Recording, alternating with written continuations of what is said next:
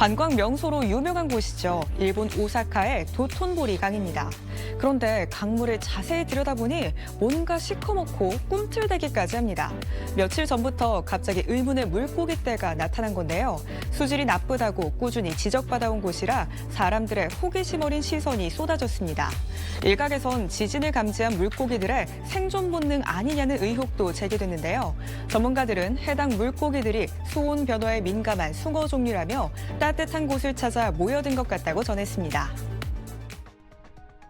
오늘 오전 11시 40분쯤 일본 혼슈 동북부 아오모리현 앞바다에서 규모 6.7로 추정되는 지진이 발생했습니다.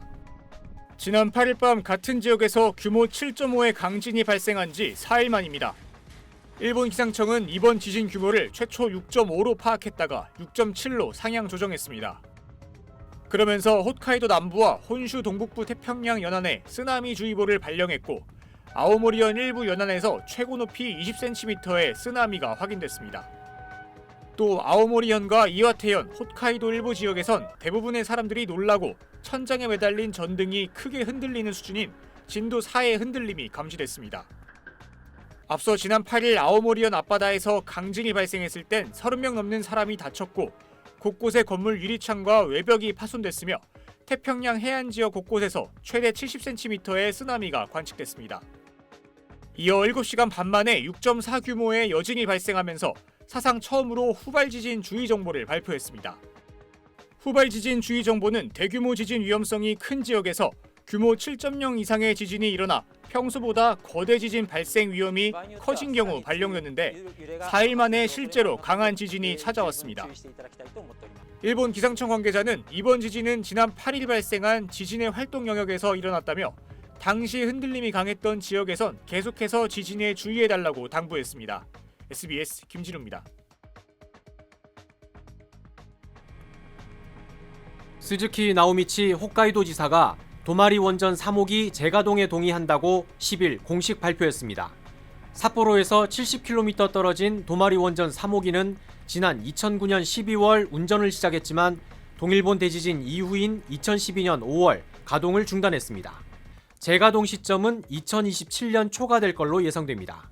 홋카이도가 13년 만에 재가동 결정을 내린 건 홋카이도 전력 측이 원전이 재가동되면 전기료를 내리겠다고 발표했고 이후 고용 확대 등 지역 경제에도 도움이 될 거라 판단했기 때문입니다. 12월분 일반 가정 전기료를 보면 홋카이도 전력이 9,376엔으로 전국에서 가장 싼 규슈 전력보다 2,000엔 가까이 비쌉니다. 하지만 원전을 재가동하면 비싼 화력 발전 비율을 낮춰 전기료가 훨씬 저렴해진다는 게 홋카이도 전력 설명입니다. 비슷한 이유로 니가타현 등 다른 지자체들도 잇따라 원전 재가동을 수용하고 있습니다. 6号炉、7号炉の再稼働の方針について、国の方針について理解要請のですね、文書をいただいたところであります。新潟県としては了解することとしたいと思います。 이 가시와자키 가리와 원전은 도쿄전력이 후쿠시마 제1원전 사고 이후 처음으로 재가동을 추진하는 원전입니다. 2011년 동일본 대지진 당시 운영 중이던 원전 54기는 모두 가동 중단됐지만 지난 2월 일본 정부가 원전 의존 최소화 방침을 최대한 활용으로 바꾸면서 재가동 움직임이 확산돼 현재 14기가 가동 중입니다. 그러나 지난 8일 아오모리현 인근에서 발생한 규모 7.5 강진으로 대지진 가능성까지 거론되면서 우려도 커지고 있습니다.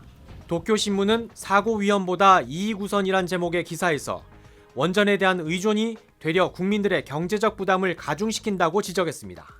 후쿠시마 원전 사고에서처럼 사고를 일으킨 회사는 무제한의 배상 책임을 진다고 하지만 결국 그 부담은 전기세 인상이나 세금 지원 등의 형태로 국민에게 전가되기 때문입니다.